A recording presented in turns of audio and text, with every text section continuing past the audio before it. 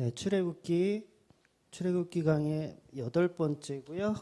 신을 벗어라 라는 제목으로 출애굽기 3장 1절에서 8절까지 말씀 보도록 하겠습니다. 출애굽기 3장 1절에서 8절입니다. 같이 봉독하도록 하겠습니다. 시작. 모세가 그의 장인 미디안 제사장 이드로의 양떼를 치더니 그 떼를 광야 서쪽으로 인도하여 하나님의 삽 호렌에 이르매 여호와의 사자가 떨기나무 가운데부터 나오는 불꽃 안에서 그에게 나타나시니라. 그가 보니 떨기나무에 불이 붙었으나 그 떨기나무가 사라지지 아니하는지라. 이에 모세가 이르되 내가 돌이켜 가서 이 큰 광경을 보리라. 떨기나무가 어찌하여 타지 아니하는고 하니 그때에 여호와께서 그가 보려고 돌이켜 오는 것을 보신지라. 하나님이 떨군 나무 가운데서 그를 불러 이르되 모세야 모세야 하시매 그가 이르되 내가 여기 있나이다. 하나님이 이르시되 이리로 가까이 오지 말라. 내가 선 곳은 거룩한 땅이니 내 발에서 신을 벗으라. 또 이르되 나는 내 조상의 하나님이니 아브라함의 하나님, 이삭의 하나님, 야곱의 하나님이니라. 모세가 하나님 배우기를 두려워하여 얼굴을 가리매 여호와께서 이르되 내가 애굽에 있는 내 백성의 고통을 분명히 보고 그들의 감독자로 말미암아 부르짖음을 듣고 그 근심을 알고 내가 내려가서 그들을 애굽인 손에서 건져내고 그들을 그 땅에서 인도하여 아름답고 광대한 땅, 젖과 끓이 흐르는 땅, 곧 가나안 족속, 헷 족속, 아모리 족속, 브리스 족속, 히위 족속, 여보스 족속 지방에 데려가려 하노라. 아멘. 금능역에서 금천역을 이렇게 가시다 보면 대부분 이제 금능역에서 내리시는구나. 문산 쪽에서 오시는 분이 없죠. 이 금능역에서 금천역을 가다 보면 뭐가 있냐면 500년이 넘은 은행나무가 있습니다. 보신 분 혹시 있을지 모르겠어요. 금천 사시는 분들 아시죠? 500년이 넘은 은행나무가 있어요. 그러니까 제가 어릴 때 그 은행나무를 파주시에서 보호수로 지정을 해서 그거를 이렇게 보호하는 나무가 있거든요. 그래서 굉장히 커요. 예. 아주 은행나무가 되게 근사합니다. 근데 그게 530년이라나 뭐 550년이라나 하여튼간 굉장히 오래됐대요. 조선 왕조보다 더 오래된 나무가 있습니다. 그래서 지금도 아마 있을 거예요. 그래서 은행나무가 굉장히 오래 산다 그래요. 그래서 많이 살면 뭐 2000년도 살고 뭐 3000년도 살고 막 그렇다고 하더라고요. 그래서 뭐 확인을 할 수가 없으니 우리 100년도 못 사는 우리가 뭐 확인을 할 수가 없지만 그렇게 산다고 하더라고요. 그러니까 대단한 생명력이죠.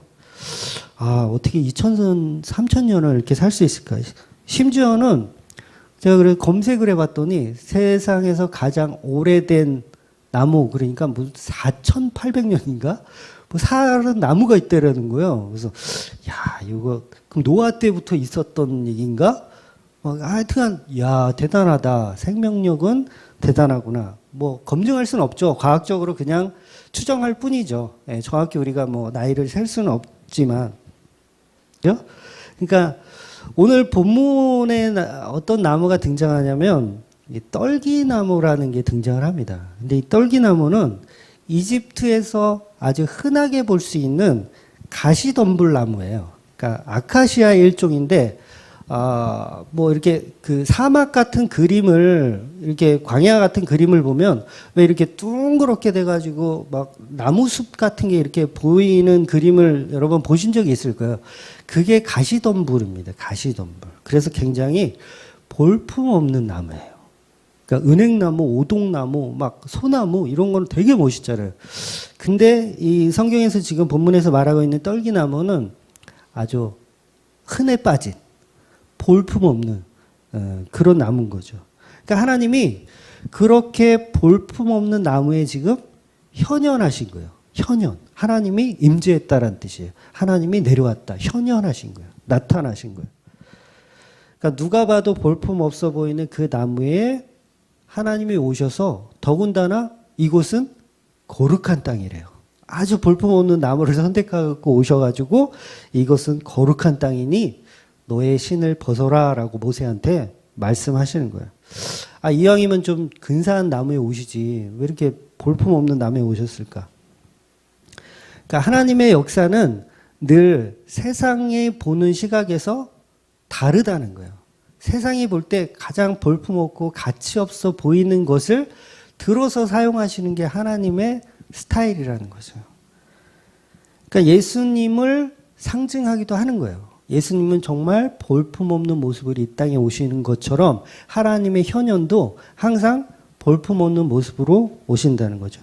그러니까 그 볼품없는 그 나무에 하나님이 오시잖아요. 그럼 결국 이스라엘이라고 하는 정말 볼품없는 민족, 지금 애굽에 포로 생활을 하는 그런 노예 생활을 하는 그런 볼품없는 사람들에게 하나님이 현현하실 거잖아요. 이제 임하시는 거잖아요.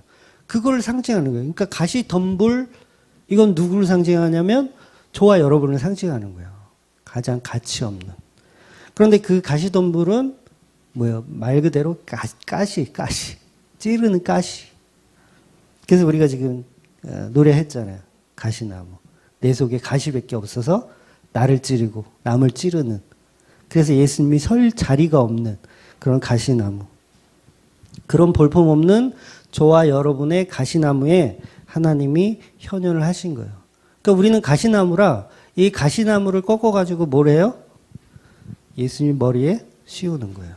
가시나무로 예수님 머리에 씌워서 예수님 피를 흘리게 만드는 존재가 바로 저와 여러분이라는 거죠. 더군다나 그 볼품없는 가시나무에 뭐가 일어나면 불꽃이 일었어요. 불꽃이.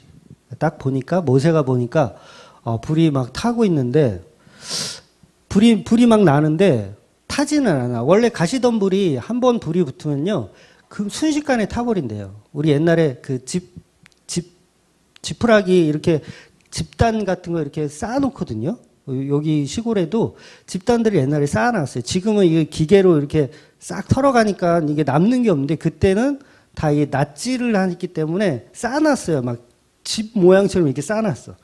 거기 또 애들이 또 거기 가서 장난쳐가지고 또 불 한번 내면 집채만한 게 순식간에 탑니다. 싹 타요. 예, 순식간에 타. 도망갈 틈도 없어. 도망가다 보면 이미 다 탔어. 그 정도로 빨리 타는 게 가시덤불이에요. 근데 거기에 불꽃이 임했는데 안 타는 거예요. 그러니까 너무 신기한 거죠. 그러니까 마치 요즘으로 치면 이제 이런 전구 같은 거죠. LED 전구가 딱 불이 막 이렇게 불꽃이 보이기는 하는데 타지 않는 거예요. 가시덤불 자체가. 그러니까 하나님은 사실 빛 자체세요. 빛이세요. 그냥 빛. 그래서 빛이 닿으면 그 빛이 가시덤불에 저와 여러분에 닿으면 생명을 살리는 도구로 변해서 태우지 않는 거예요. 근데 불신자들한테, 예수가 없는 불신자들한테 그 빛이 닿으면 어떻게 돼요? 다 타버리는 거예요. 그게 뭐예요? 지옥이에요. 그게. 같은 성령의 불인데 성도에게는 그게 아름답고 은은하고 멋진 빛이 되지만 믿지 않는 자들한테 그게 지옥불이 된다는 거죠.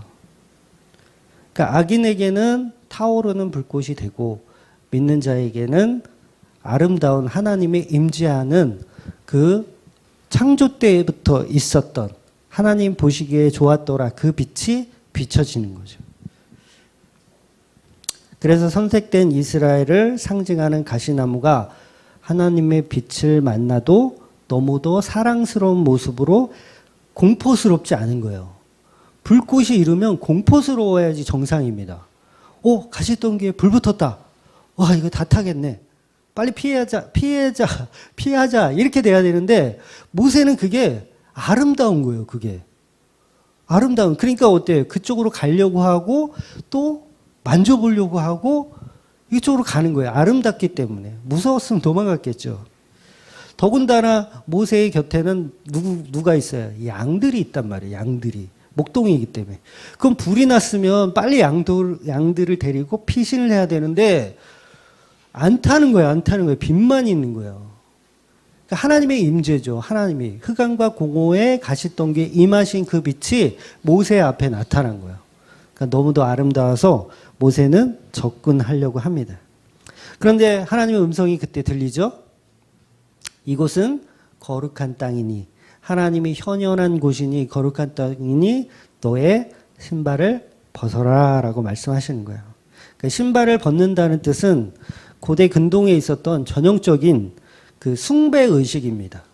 내가 당신의 종이 되겠습니다 라고 선택되면 그분 앞에서 신발을 벗는 거예요. 그러니까 종은 원래 신발을 안 신었습니다. 신발을 신을 수가 없어요. 종은. 종들은 그냥 신발을 벗고 다니는 게 그게 이제 기본 자세였어요. 그러니까 여러분 돌아온 탕자 이야기를 다 아시지만 돌아온 탕자가 돌아올 때 신발을 신었게요? 안 신었게요? 네. 네? 뭐라고요? 네, 돌아온 탕자는 신발을 안 신고 돌아왔어요. 안 신고 돌아왔어요. 한번 말씀 볼까요? 누가복음 15장 21절, 22절.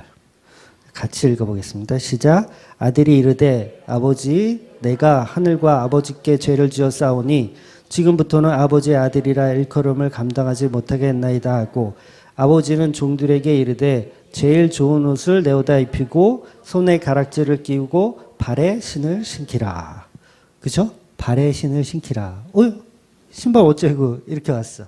발에 신을 신기라 하는 거야. 그러니까 갈 때는 신발을 신고 갔는데 이제 뭐예요? 완전히 이제 방탕을 해갖고 다 탕진하고 신발까지 이제 벗고 종의 모습으로 이렇게 오는 겁니다.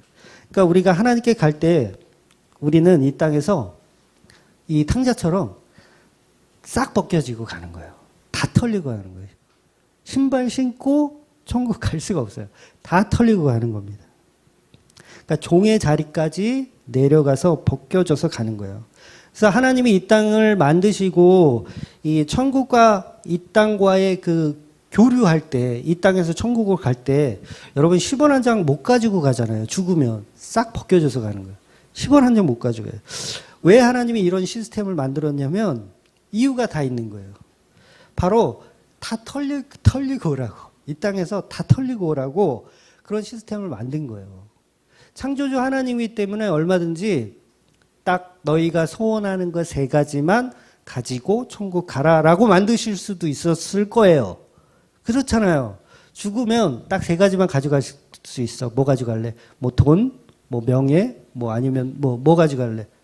근데 그런 시스템을 안 하고 모든 걸 다 버리고 가는 시스템으로 이 땅을 만드셨다는 거죠.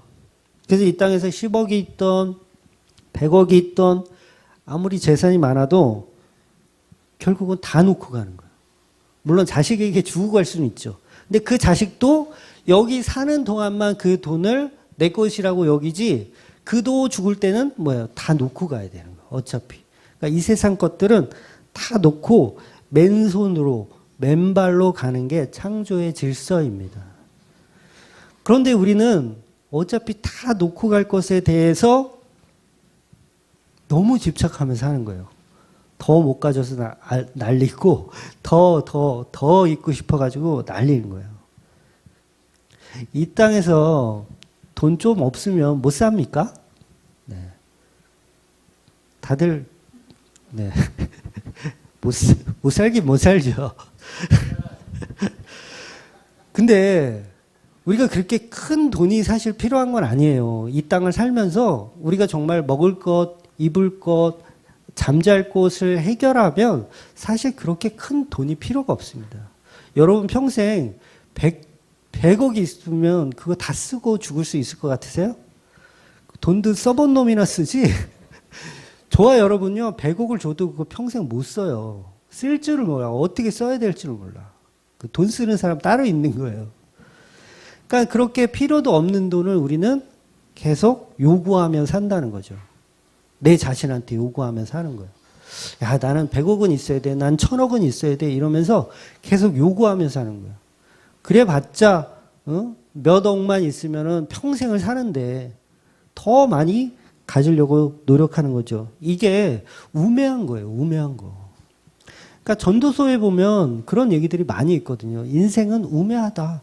헛되다. 뻘짓이다. 이런 얘기들이 널려 있어요. 전도서에 보면. 그러니까 전도서 누가 썼어요? 솔로몬이 썼잖아요. 솔로몬이. 다 가져본 자가 말한다. 다 헛되다. 헛되다. 그러니까 이 땅에서 진짜 성공은 뭐냐면 돈을 많이 버는 것도 아니고 명예를 얻는 것도 아니고 이 땅에서의 성공은 예수를 만나는 거예요. 진정한 예수를 만나는 거. 어차피 다 버리고 갈 거 그거 뭐 집착하세요 그걸. 그걸 왜 그렇게 집착을 하세요. 천국 가면 다 나눠줄 건데 다시. 천국 가면 더 좋은 것들로 다 나눠줄 건데 왜 거기에 집착하냐고요. 금은보화를 줘도 그것을 천국까지 갖고 갈 수 있는 사람은 아무도 없습니다. 우리는 맨발로 신을 벗고 아무것도 없는 상태로 아버지께로 가는 겁니다. 심지어 하나님께서는요, 예수님께서는 믿음도 안 본다고 하셨어요. 믿음도. 이게 굉장히 놀라운 말씀이에요. 믿음도 안 본대요. 그럼 뭘 보겠다는 거예요? 여러분 천국 갈 때 뭘 보죠? 바로 나와야 돼요. 예수님을 보는 거예요. 믿음도 안 봐요. 그러니까 이게 어떤 분들이 카페에서 신령과 믿음과의 차이가 뭐냐고 질문하신 분이 계신데 뭐예요? 예수예요, 예수. 그 차이는 예수. 그러니까 예수를 우리가 믿는 게 아니에요. 우리가 자발적으로 어떤 믿음이 있어서 믿는 게 아니라 예수가 계시니까 그 예수가 우리를 통해서 믿게 하시는 거죠. 그러니까 이게 앞뒤가 이게 바뀌어 있어요. 그래서 믿음을 안 본다는 거야. 너희 인간들은 믿음 자체가 없어. 너네가 어떻게 신적 존재인 하나님을 믿어? 예수를 믿을 존재가 될 수가 없어. 그러니까 하나님이 너희들을 보고 믿게 하는 거야. 그래서 믿음을 보지 않는다고 말씀하시는 거예요. 누가복음 18장 8절 보겠습니다. 시작. 내가 너에게 이르노니 속히 그 원한을 풀어주리라. 그러나 인자가 올 때 세상에서 믿음을 보겠느냐 하시니라. 예수만 보는 거예요.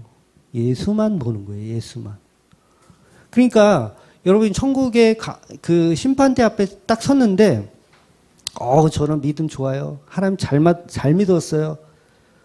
저는 예수 잘 믿었어요. 이렇게 아무리 얘기해봐야 소용없어요. 누가 말해줘야 돼요? 예수님 옆에서 쟤는 내가 알아.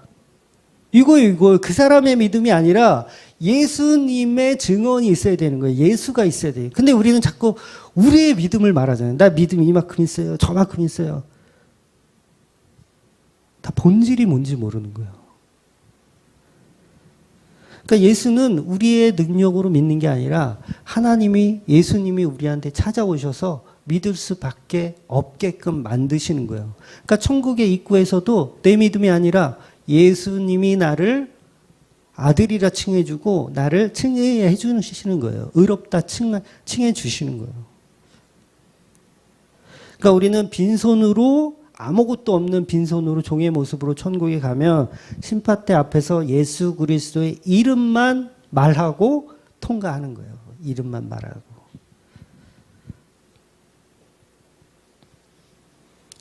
안 믿는 자들은 이 땅에서 더 가지려고 노력하죠. 그게 지옥의 삶을 사는 거예요. 그게. 그러니까 이 땅에서 지옥에 사는 연습을 하는 거예요. 세상의 사람들이 열심히 더 가지려고 더 높아지려고 하고 지옥에 가면 아마 그럴 거예요. 빵 하나 이렇게 던져주고 10명이서 서로 먹겠다고 치고받고 싸우는 그게 뭐예요? 그게 지옥인 거예요. 그게. 그런 모습이 될 겁니다. 뭐 정확한 건 아니에요. 제 그냥 추론이지만. 근데 천국은 어때요? 빵을 던져주면 서로 관심 없어요. 너 먹어. 서로 관심 없어요. 그게 천국이라는 거예요. 근데 이 땅에서 우리는 그걸 연습하고 그걸 훈련하고 가는 거죠. 그렇잖아요. 우리 성도님들 얼굴을 이렇게 보면 빵을 던져주면 서로 먹으라고 할 것 같아. 이게 천국 아닙니까, 이게. 근데 지옥은 어때요? 던져주면, 야, 절로 안 꺼져? 이거 내 거야. 막 이러면서 싸우는 게 세상이잖아요. 그러니까 이 땅에서 그걸 배우는 거죠. 우리는 다 벌거벗겨져야 한다는 걸 배워야 하는 거죠. 더 가지려고 애쓰고 막 심지어는 사기도 치고 막 남을 속이고 그러면서 얼마나 많은 것을 우리가 챙겼습니까? 그동안. 여러분은 안 챙겼구나. 나는 좀 챙겼는데. 챙기잖아요. 우리가 챙겨요. 전에 제가 한번 말씀드렸는데 저는 어릴 때 그 병뚜껑 빤 거 그 사이다 뚜껑 뭐 바카스 뚜껑 이거 이게 돌로 빠가지고 그거 갖고 딱지 하는 거예요. 와 그거 모으겠다고 막 친구들하고 막 하고 또 잃으면 또 기분 나빠가지고 또 따면 또 그거 가지고 또 이렇게 내가 다 땄다 이러면서 정말 부질없는 짓인 거잖아요. 이 세상이 딱 그 짝인 거예요. 복음을 아는 자들은 딱 그거를 간파하셔야 돼요. 어차피 저거는 내가 천국 갈 때 다 놓고 갈 것들인데 저것 때문에 막 살인도 하고 저것 때문에 막 유산 산속 받으려고 막 부모도 막 죽이고 형제도 죽이고 그게 뭐예요? 그게 병뚜껑 하나 더 갖자고 친구한테 사기치고 속이고 그러는 모습하고 똑같은 겁니다. 그러니까 전부 복음을 모르기 때문에 그래요. 세상이. 오늘 본문에서 모세가 하나님을 대면하는 장면이 나옵니다. 그런데 하나님을 어떻게 소개하냐면 6절에 보면 아브라함의 하나님, 이삭의 하나님, 야곱의 하나님이라고 소개해요. 그러니까 이것은 우리 조상의 하나님을 이야기하는 것으로 이해하셔도 되지만 더 깊은 의미가 있어요. 더 깊은 의미가 뭐냐면 언약에 대한 얘기를 하시는 거예요. 하나님께서.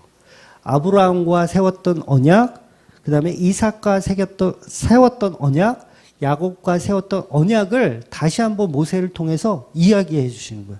내가 이 언약들을 너희 조상들과 세웠다. 이제 이것을 실천할 거다. 그 얘기를 하나님께서 선포하시는 거죠. 그래서 아브라함의 언약은 어떤 거였죠? 우리가 창세기 내내 봤는데 아브라함의 언약은 쪼갠 고기 사이로 횃불이 지나가는 거예요. 그런데 이거는 일방적인 언약이라고 했어요. 하나님이 세우신. 그러니까 이 쪼갠 고기 사이로 약속한 두 사람이 걸어야 하는데 하나님이 일방적으로 걸으세요. 혼자 걸으세요. 이게 뭘 의미해요? 성부 하나님을 의미하는 거예요. 성부 하나님의 계획. 그러니까 성부, 성자, 성령은 뭐예요? 성부 하나님은 구원을 계획하시는 분. 성자 하나님은 구원을 성취하시는 분. 그리고 성령 하나님은 구원을 적용하시는 분. 근데 아브라함의 하나님 뭐냐면 계획하시는 분이에요. 내가 너희들을 구원해내겠다. 아주 일방적인 통보예요. 내가 구원해내겠다. 쪼갠 고기 사이로 혼자 걸으시는 거예요. 그럼 이삭의 하나님은 뭐예요? 이삭 하면 떠오르는 게 번제 사건이에요. 번제 사건. 이거 누구를 의미하는 거예요? 예수님을 의미하는 거예요. 그러니까 이삭의 하나님은 뭐예요? 성자 하나님을 표현하는 거예요. 성자 하나님. 그럼 야곱의 하나님은 뭐예요?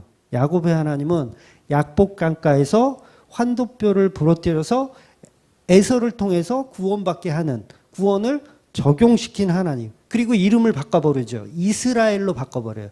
이스라엘은 내가 너에게 구원을 적용하겠다예요. 너희들에게.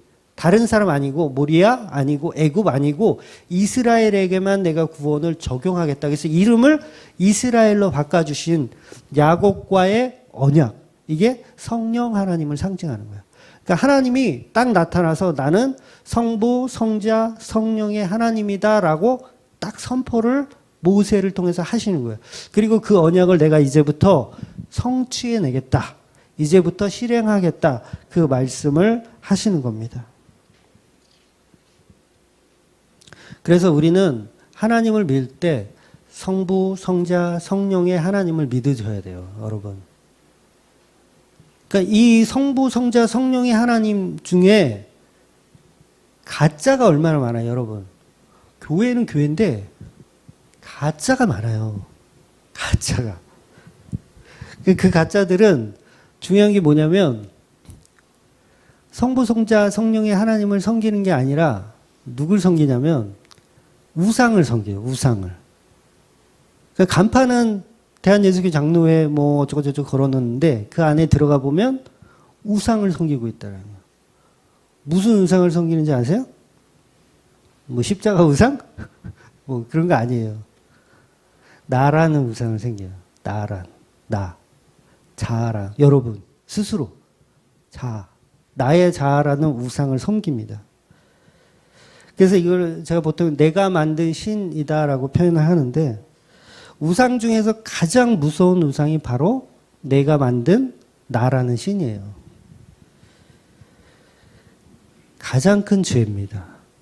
우리가 하나님 앞에 범할 수 있는 가장 큰 죄고 가장 흔히 범하는 죄예요. 그러니까 본문에서도 모세 자신도 자기 자신이 가장 큰 우상이에요. 모세도. 그래서 하나님이 애굽의 왕자였던 모세를 40년 광야에서 뭘 하시냐면 자기 우상된 그 자아를 뻘게 벗기시는 거예요. 다 벗기시는 거예요. 그러니까 보통 이제 훈련시키다라고 표현을 할게요. 좀 이따 설명드릴게요. 하나님께서 모세를 40년 광야를 통해서 훈련을 시키시는 거예요. 그 훈련은 어떤 훈련이냐면 비워내는 훈련을 하는 거예요. 낮아지는 훈련. 지금도 똑같습니다. 다르지 않아요. 모세는 모세고 나는 다르다? 아니에요. 똑같아요. 그러니까 신앙생활 하면서 자기가 우상 삼아 살았던 자기 자신을 내려놓는 훈련을 여러분들이 하셔야 돼요. 그러니까 말씀으로 계속 그것들을 쳐내야 돼요. 말씀이 들어오면 내에 있던 자리가 처지는 거예요. 야, 너 자아가 처지고 부셔지고 그 가시들이 꺾이고 하는 과정들이 여러분 안에 있어야 돼요. 그러니까 모세의 나이가 지금 80이에요. 80. 지금 이 호렙산에서 하나님을 만난 나이가 80. 보통은 이 모세를 우리가 영웅으로 생각하잖아요. 영웅. 이스라엘을 구원해낸 영웅이라고 생각하는데 하나님은 그런 설명을 하시지 않아요. 절대. 오히려 반대의 이야기를 하세요. 그러니까 모세와 저와 여러분 속에 있는 나라고 하는 그 가짜 하나님을 모두 벗겨내는 그 장면을 지금 표현하고 있는 거예요. 바로 그게 구원입니다, 여러분. 그래서 하나님의 모세의 신발을 한순간에 벗기신 게 아니고요. 40년 동안 벗기신 거예요. 그러니까 여러분, 이 모세가 이제 막 미디안 강으로 막 도망 나왔어. 살인하고 막 도망 나왔어. 그때 하나님을 만약에 만나서 하나님이 여기는 거룩한 땅이니 네 신을 벗어라 그랬으면 모세는 뭔 소리야. 내가 애굽의 왕자인데 막 이러면서 신발을 안 벗었을 거예요. 근데 40년 동안 벗긴 거죠. 그러니까 이것은 동일하게 이스라엘 백성들이 40년 동안 광야 생활을 하는 것을 미리 사실은 보여주시는 표식이죠. 그러니까 이스라엘 백성들도 40년 광야 생활을 안 했으면 자기들 잘난 맛에 계속 살았을 거예요. 물론 광야 생활 하는 내내도 사실 자기 잘난 맛에 살았는데 그 가나안 땅을 일주일 만에 갈 수 있는 거리거든요. 애굽에서 가나안까지 일주일이면 가요. 그런데 40년을 걸리게 했어요. 그 이유는 우상 버리기 한 거예요. 나라는 우상 버리기. 그래서 가나안 땅에 들어가서 뭘 제일 먼저 했어요? 이스라엘 백성들이. 자기가 만들어 놓은 우상, 황금 송아지를 만들었잖아요. 그러니까 그 황금 송아지를 광야 내내 부시는 작업들을 한 거예요. 그러니까 저와 여러분의 삶에서도 그 황금 송아지 부시는 작업을 일순간에 하지 않아요. 일순간에 될 수가 없어요. 40년 동안 하시는 거예요.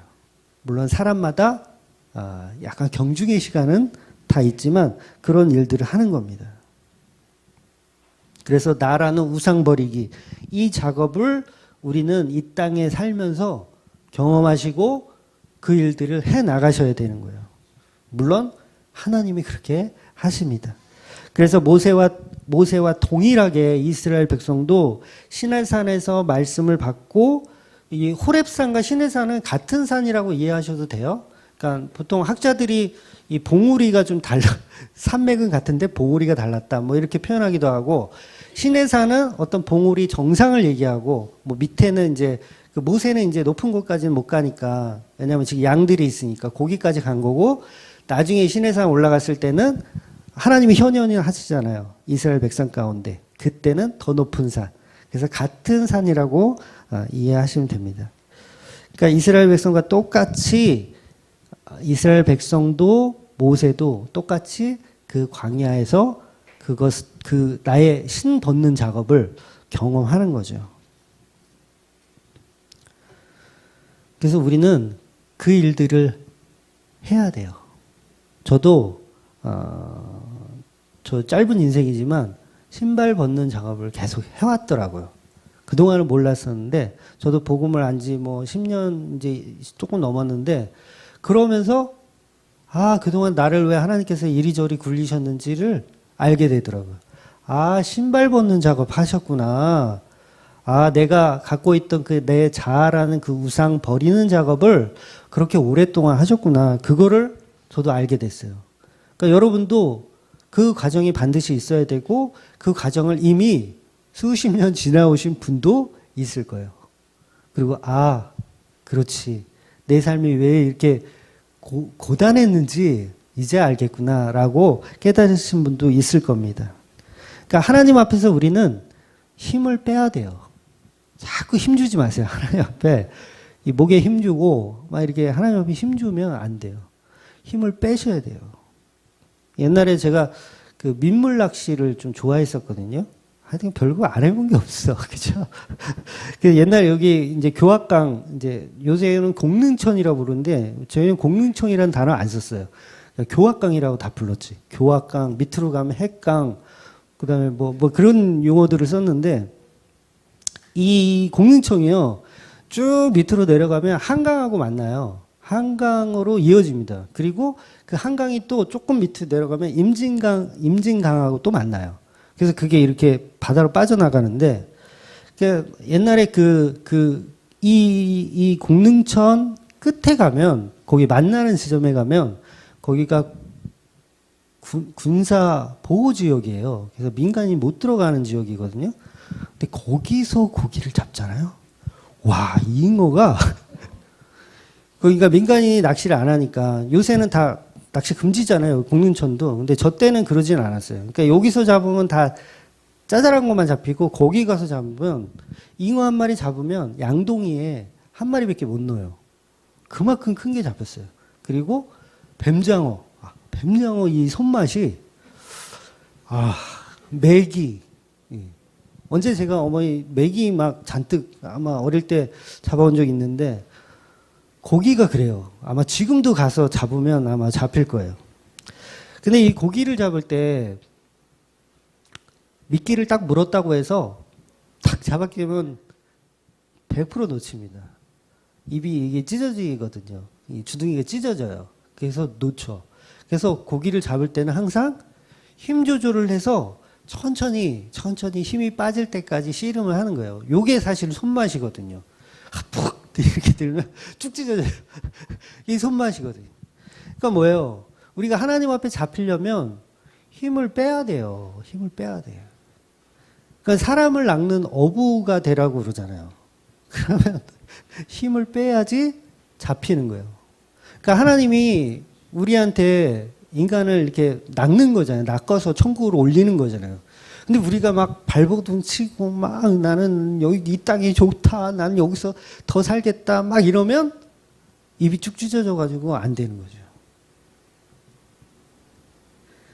그래서 우리는 하나님 앞에 항상 힘을 빼는 훈련, 내 신을 벗는 훈련들을 하셔야 됩니다. 그래서 하나님이 응답을 주실 때도 아주 서서히, 천천히, 섭리처럼 느껴지게 주세요. 그러니까 우리가 사랑하는 사람, 복음적으로 전도하고 싶다, 막 그런데 빨리 안 되잖아요. 저도 빨리 안 되더라고요. 우리 집사람 없으니까, 우리 집사람도 빨리 안 되더라고요. 최근에는 이제는 좀 됐는데, 그동안 빨리 안 되더라고요. 근데 저는 조급해 하지 않았어요. 천천히, 그래, 하나님의 섭리지. 힘을 빼는 과정이 한 번에 되냐? 내가 기절시키면 힘이 빠지겠지만, 스스로 힘을 빼는 시간이 필요한 거예요. 그러니까 조급해 하실 필요는 없습니다. 그래서 우리는 하나님 앞에 갈 때 계속해서 힘을 빼는 훈련들을 해야 됩니다. 그래서 아버지 앞에 갈 때는 맨발로 가는 거예요. 근데 우리는 전부 보따리 싸들고 가려고 하잖아요. 금이 환영하고 싶어 하잖아요. 아, 이 땅에서 내가 많이 모아가지고 내가 천국에 금이 환영 해야 되겠다. 구제봉사 많이 해가지고 내가 금이 환영 해야 되겠다. 이게 지금 신자들의 모습인데 이거 성도 아닙니다. 그분들은 성도 아니에요. 그러니까 록펠러처럼, 록펠러 아시죠? 네, 록펠러 아주 그냥 어떤 교회는 그냥 설교 내내 록펠러 얘기만 하신다는 분도 제가 제보를 받았는데 우리 목사님은 설교가 한 달에 3번은 록펠러 이야기를 하세요. 그런 교회 왜 다니세요? 제가 얘기해 드리는데 록펠러처럼 부자가 돼야 하나님께 영광이고 그다음에 그 왕의 제전 같이 하나님 앞에 열심히 헌금 많이 하면 하나님께 수십 배로 이렇게 뻥튀기 해주신다. 이게 전부 뭐 빠찡코 기계도 아니고 하나님이 뭐 요새 지니라는 영화가 하더라고요. 지니라는 영화 요새 하죠. 알라딘. 그 지니 그 램프에 나오는 그 알라딘. 맞죠? 예, 네, 요새 하고 있죠. 아이러니하게 그거하고 또 철로역정하고 또 같이 상영을 하더라고요. 이게 뭐예요? 알라딘도 이것도 신이잖아요. 우리 소원 성취 다 해주는. 근데 철로역정은 소원 성취가 아니라 개고생하는 거. 이 땅에서 개고생하는 거. 아이러니하게 두 영화가 같이 상영돼요. 근데 알라딘은 손님이 많고 철로역정은 보는 사람이 없어요. 지난주에 깜짝 놀랐어요. 그래도 한 타임밖에 안 하는데 상영을 그래도 금촌, 이 운정 기독교인이 몇 명인데 그 한 타임 그래도 한 교회에 한 명씩만 와도 자리가 없을 거 아니에요. 그 상상을 딱 하고 갔는데 야 텅텅 비어가지고 야 사람들이 그만큼 예수 믿으면 개고생한다에 대한 개념이 싫은 거예요. 알라딘처럼 뭔가 소원을 성취해주고 막 이렇게 해주는 거에 더 우리는 집중하게 되는 거죠. 조심하셔야 됩니다. 전부 가짜들입니다. 그건. 내가 만들어 놓은 신을 여전히 나는 하나님이라고 믿고 있는 거예요. 내가 만들어 놓고서 이걸 예수라고 믿고 있고 내가 만들어 놓고 이걸 십자가라고 믿고 있는 거예요.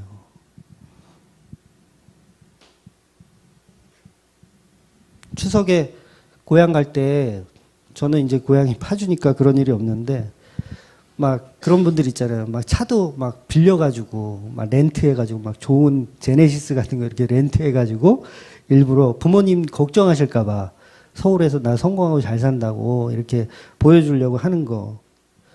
근데 하나님 앞에서도 그런 식으로 하려고 한단 말이에요, 우리가. 하나님 앞에. 하나님 앞에 없으면 없대요. 없는 거 뻔히 아는데. 근데 괜히 막 있는 척해, 하나님한테. 없어야 하나님이 예수로 채워주시는 거예요. 없어야.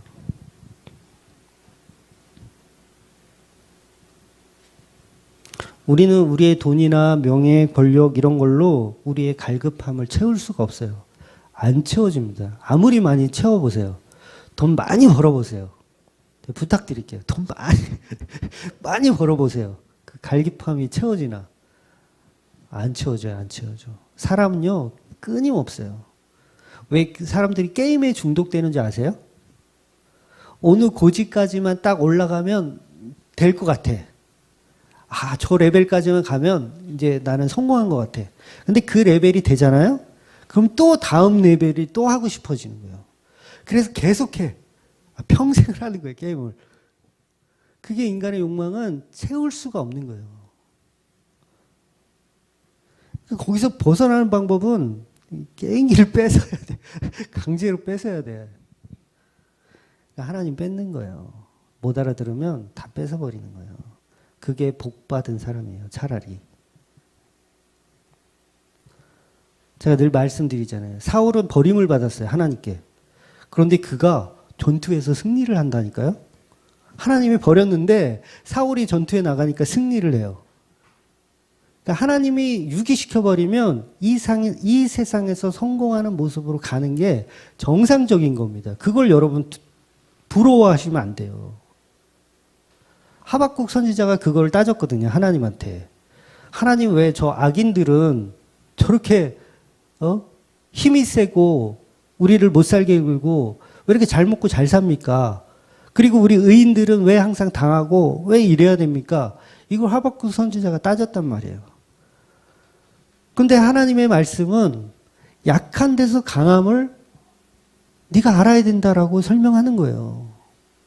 그러니까 우리는 그 약함을 배워야 되는 거죠. 그러니까 세상 사람들이 성공한다 그래서 야, 나도 이제 예수 말고 부처를 믿어볼까? 막 이러면 다 가짜인 거지. 안 믿었던 거지. 예수가 없었던 거죠.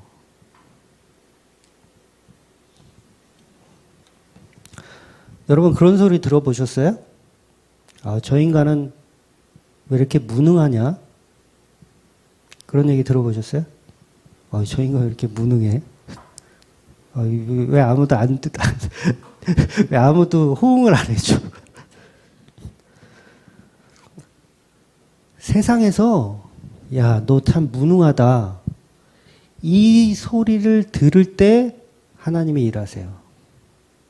지금 모세가 그 상황이거든요. 내가 왕자야. 왕자가 여러분, 지금 이 목동일을 하는 거는요, 탕자가 그 쥐업 열매 먹으려고, 쥐업 열매가 그 돼지들이 먹는 열매거든요. 사료, 돼지 사료거든요. 그거를 먹는 것만큼 바닥으로 내려간 거예요. 애굽의 왕자가 목동일을 하고 있는 건 바닥으로 내려간 거예요.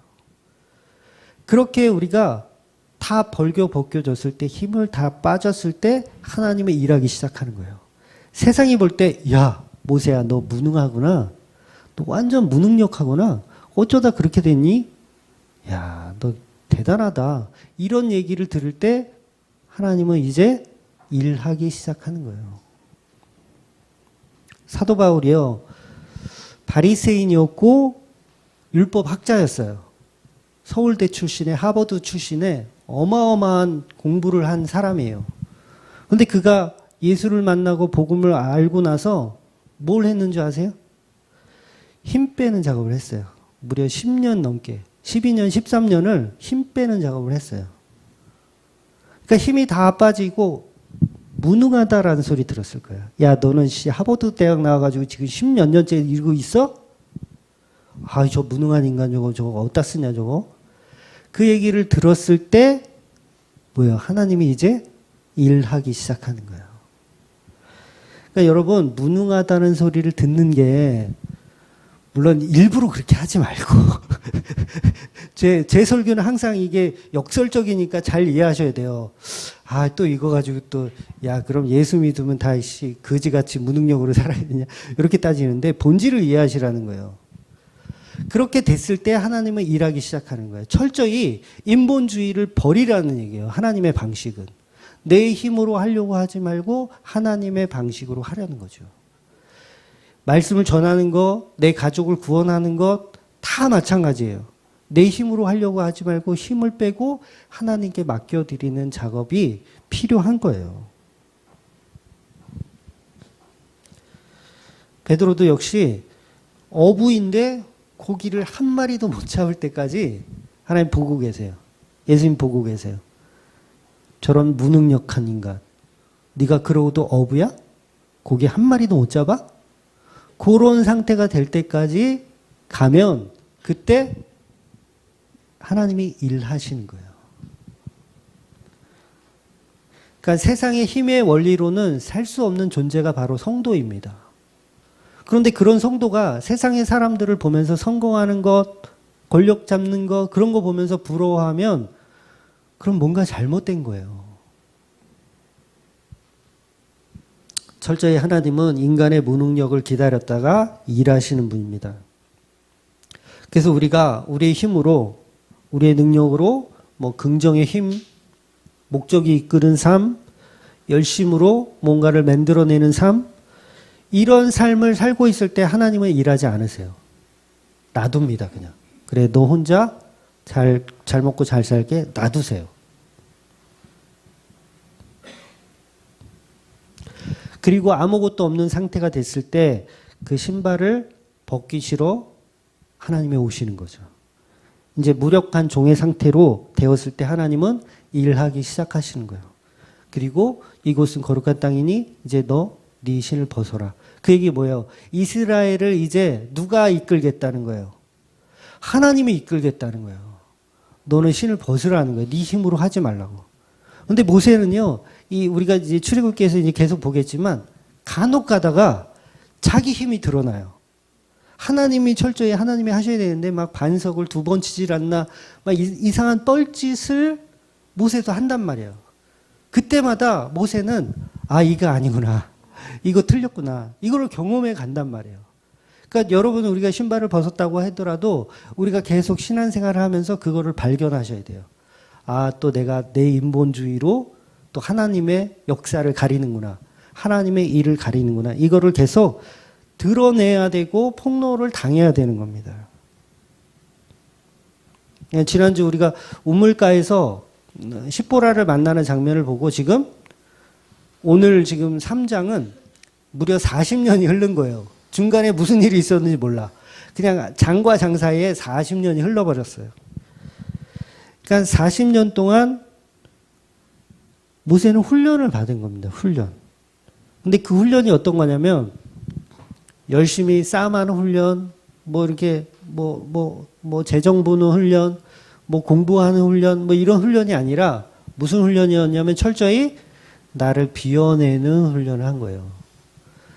하나님은요, 인간을 쓸 때 그 인간을 훈련시켜서 전투력을 상승하게 만들어서 쓰시지 않으세요. 오히려 그 훈련을 통해서 아무것도 없음을 알게 하고 그 아무것도 없는 상태를 들어 쓰시는 거예요. 그게 하나님 스타일인 거예요. 그러니까 우리는 자꾸 우리를 비워내는 작업을 해야 돼요. 나의 자아를 비워내고 예수만 드러나는 모습으로 계속 가야 되는 거죠.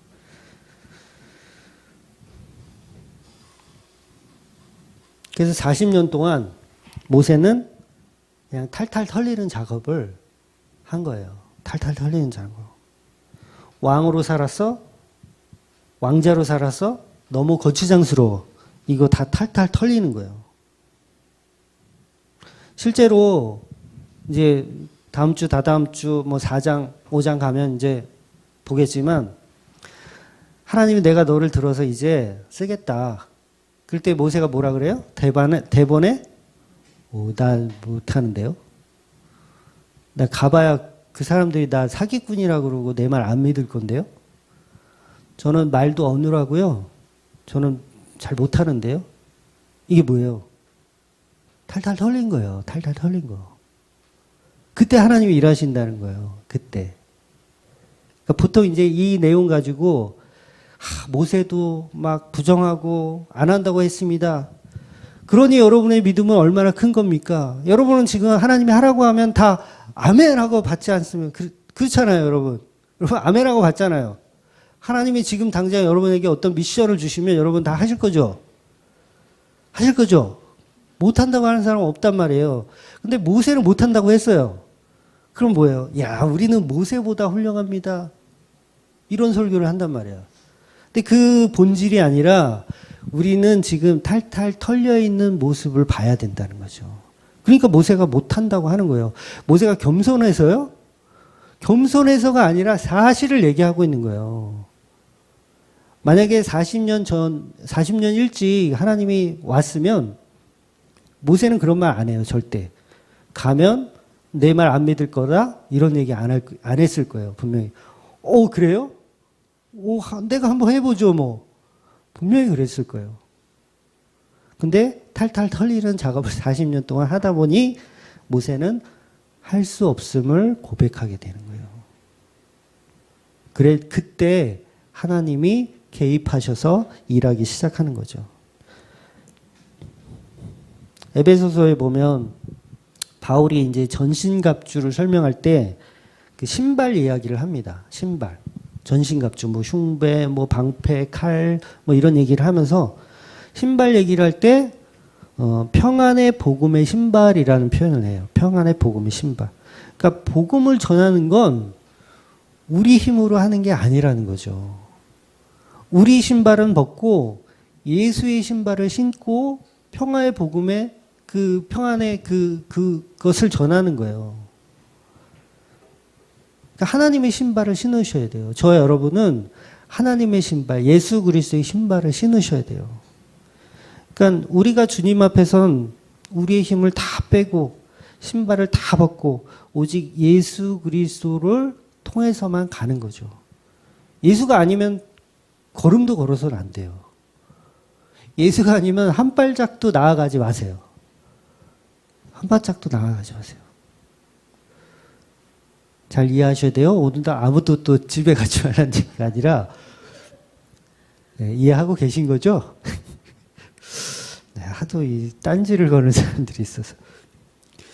그 왜 개콘 중에 막 그런 얘기 있어요. 개콘에서 그 고시원에 생활하는 그 사람 중에 이제 말을 갖다가 재미나게 하는 친구가 있는데, 내 친구가 너한테 야 너는 앞으로 훌륭한 사람이 될 거야 그러면 이 친구가 뭐라 그러냐면 지금은 안 훌륭하다는 얘기야. 뭐 이런 식으로 야 너 보니까 너 뭐 이발하고 나면 정말 멋있을 것 같아. 그러면 지금은 안 멋있다는 얘기야. 그러니까 설교를 이렇게 듣는 사람들이 있더라니까요. 신기하죠. 네. 그러니까 예수가 아니면 한 발짝도 가지 말라는 의미는 여러분이 집에 가지 말라는 얘기가 아니라 그만큼 예수와 이 연합된 삶을 살아내시라는 설교를 지금 드리는 겁니다. 그러니까 세례 요한도 그런 고백을 했잖아요. 그분은 내가 신발 들기도 감당하지 못할 분이다. 그러니까 우리는 그런 존재가 되는 거예요.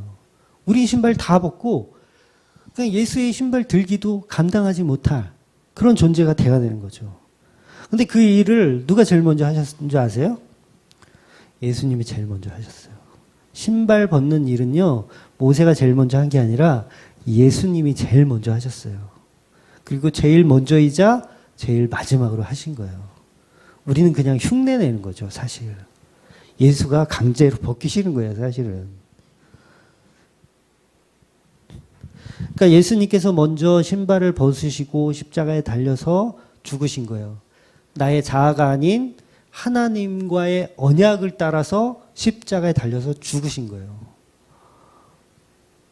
예수님이 먼저 자기 자아를 비워내고 신발을 벗으신 거예요. 그러니까 우리가 그 십자가를 따라가야 되잖아요. 너희가 나를 따라오려거든 각각 너희 십자가를 지고 따라오라고 하셨잖아요. 그럼 우리가 신발 벗는 일을 동참을 해야 되는 거예요. 근데 그 길은 꽃길도 아니고 정말 아름다운 길이 아닙니다. 잔디밭도 아니에요. 그냥 십자가의 길, 고난의 길, 광야의 길. 그러니까 그 모습이 신앙생활 하는 자의 모습이에요. 너무 또 제가 이렇게 막 다운시키니까 야 이제 나는 나는 이제 어떻게 살아야 되나. 근데 우리의 과거를 한번 보자고요. 여러분의 과거. 꽃밭만 나는 걸었다. 나는 꽃길만 걸어왔다. 내가 태어나서 꽃길만 걸어왔다. 손 한번 들어보세요. 네, 아무도 없잖아요. 그러니까 여러분의 인생에 누가 개입하고 계신 거예요? 하나님이 개입하고 계신 거예요. 뭐 하려고? 신발 벗기려고. 여러분 신발 벗기려고. 그동안 불평하셨죠? 왜 하나님 내 인생은 왜 이런 거예요 도대체? 아니 내 인생은 도대체 하나님 나한테 왜 이러시는 거예요 도대체? 왜 이렇게 나한테는 고난이 많아요? 다른 사람은 돈도 잘 벌고 취직도 잘 되고 대학도 그냥 넣었다 하면 합격하고 그러는데 나는 왜 그러는 거야? 나는 내 인생은 왜 그래요? 이랬잖아요 우리가. 근데 그게 뭐냐면 우리의 힘을 빼는 작업들을 했다라는 거죠.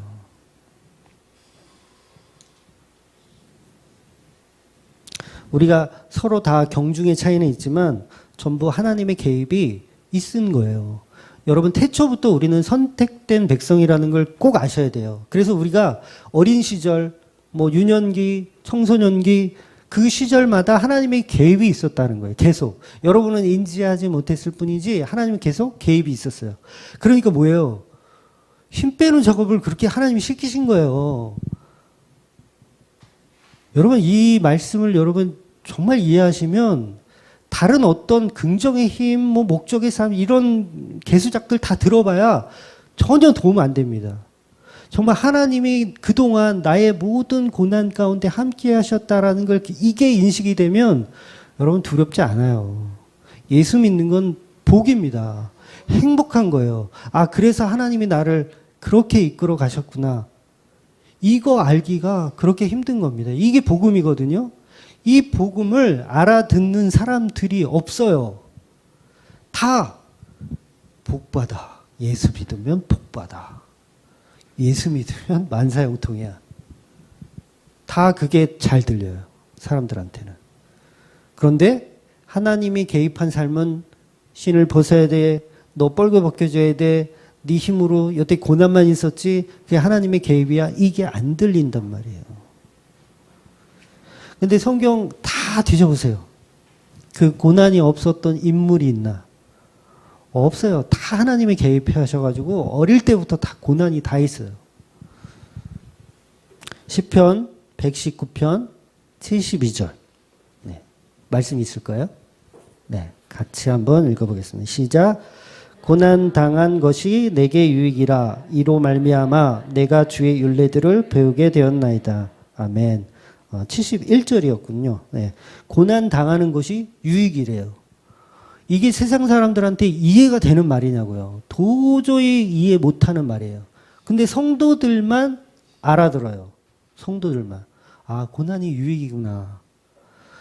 내 인생이 왜 이렇게 안 풀렸는지 이 말씀을 들으니까, 복음을 들으니까 알겠구나. 그때부터 여러분의 갈급함이 해결되는 거예요. 와, 나는 답답했어요, 하나님. 그동안 왜 내 인생은 이 모양 이 꼴이었는지 전 전혀 몰랐는데 복음을 알고 났더니 하나님의 개입이 있었군요. 하나님이 저에게 힘을 빼라고 저와 함께 하셨군요. 그리고 내가 힘이 빠지고 비워냈을 때 드디어 예수가 내 안에 오셔서 내가 하나님 나라를 사는군요. 이 고백을 할 수 있는 자가 바로 성도인 거예요.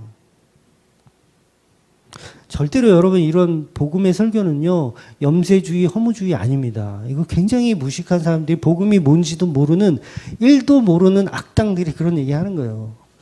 정말 저는 답답해요. 그런 양반들 보면. 신발을 벗는 건 역설적으로 정말 행운입니다. 하나님의 개입으로 신발을 벗기는 거예요. 왜? 하나님 것을 주려고. 하나님 것을 주려고. 네가 신은 그 신발 고무신이잖아. 하나님이 준비한 건 나이키 이 조던 이거든. 눈에 보이지 않는 그 복을 우리는 발견하셔야 돼요. 그러니까 우리가 예수 믿어도 늘 고난이 있어도 뭐예요? 행복해야 돼요. 즐겁고. 아, 고난이 유익인데 내게 또 고난이 왔구나. 하나님, 내가 이것을 잘 이길 수 있는 힘을 주님 주시옵소서. 이렇게 기도하는 거예요. 그 고난 피해 주세요. 비껴가게 해주세요. 이게 아니라 그것을 이겨낼 수 있는 담대함을 하나님 허락해 주세요. 이렇게 기도하는 거예요. 그래서 십자가만 의지하는 그 성도가 돼야지만, 그 무능력의 자리로 내려가야지만 하나님을 의지하고 예수를 의지할 수 있게 됩니다. 그러니까 세상 사람들이 다 성공하고 높은 자리에 가는 것, 그것을 구원이라고 말해요. 세상 사람들은 다 그렇게 말합니다. 심지어는 교회에서도 그렇게 말해요. 근데 구원의 자리와는 점점 멀어지는 거예요. 그것들은 점점 멀어집니다. 여러분, 세상에서 성공하고 높은 자리에 가면 절대 예수 보기가 힘들어요. 힘듭니다. 그러니까 복이라고 생각하셔야 돼요. 그러니까 적당히 성공하는 게 짱 좋아요. 적당히. 네? 농담이에요. 이런 얘기들은 다 새겨서 들으세요. 그러니까 우리가 사는 동안 좌절할 필요가 없어요. 그럼 좌절할 필요가 뭐가 있어요? 하나님의 개입이고 하나님의 섭리인데 좌절할 필요가 뭐가 있어요?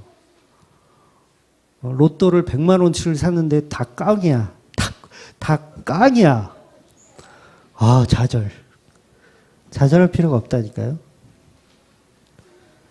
우리 집사님이 오늘 자기는 로또 1등이라고 막 말씀하시는데, 진짜 그러시더라고요. 안 바꿀 거라고. 로또 1등하고 안 바꿀 거라고 말씀하시는.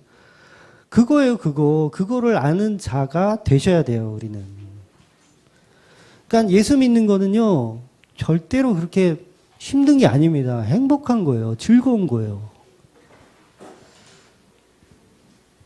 그러니까 아무것도 없이 신발을 벗을 때도 행복한 거예요. 탕자가 방탕하기 전에 아버지의 사랑을 잘 몰랐어요. 방탕하기 전에는 잘 몰랐어요. 그냥 아버지 돈이나 주세요. 그러니까 유대 사회에서도요, 아버지께 유산을 물려달라는 얘기는 아버지하고 절교하겠다는 거나 마찬가지예요. 아버지 죽기를 바라는 거나 마찬가지거든요. 근데 그 돈을 달라고 하는 거예요. 근데 아버지가 이 돈 주면 얘가 이거 가지고 막 성공해가지고 돌아올 거라고 상상하셨을까요? 전혀 상상 안 하셨어요. 이거 돈 주면 이거 갖고 다 탕진하고 돌아올 거라는 거 아버지가 아셨어요. 근데 왜 보내세요? 신발 벗고 오라고. 신발 벗고 오라고 보낸 거예요. 그리고 어때요? 보내놓고서 마을 어귀에서 항상 기다리는 거야. 이제나 올까 저제나 올까. 그랜저 타고 이 제네시스 타고 올까. 요게 아니라 맨발로 올 거라는 거 알고 마을 어귀서부터 기다리신 거예요. 그거 깨달으라고.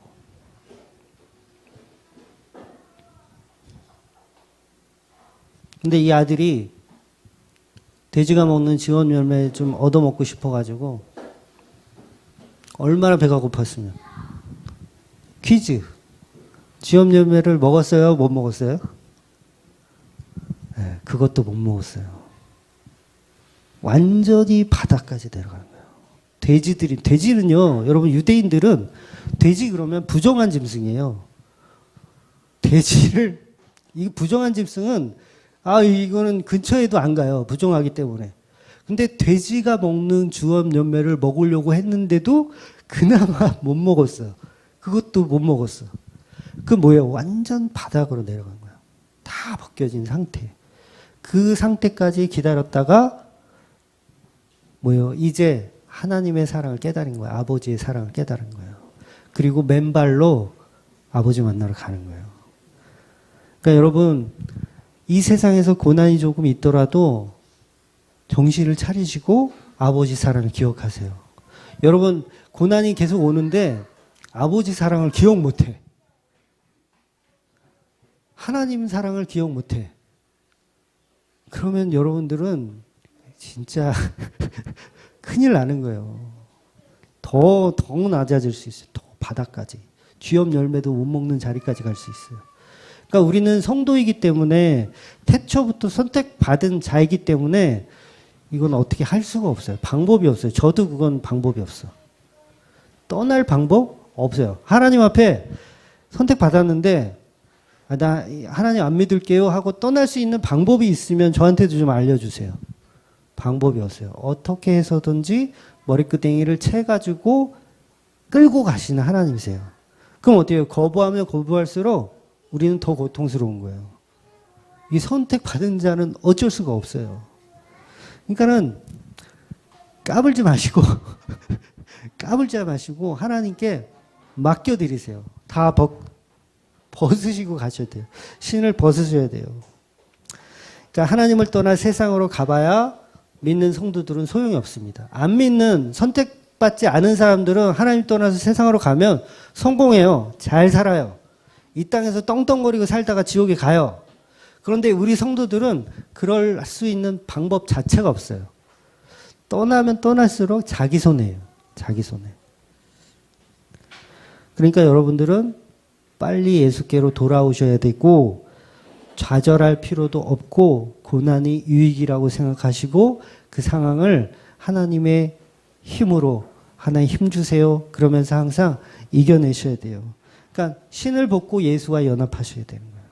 내 힘, 내 자아 다 버리고 예수와 연합하는 그 삶을 살아내시는 그 은혜 가운데 그 삶을 살아내시는 저와 여러분이 되시기를 주의 이름으로 축원드립니다. 아멘. 기도하겠습니다.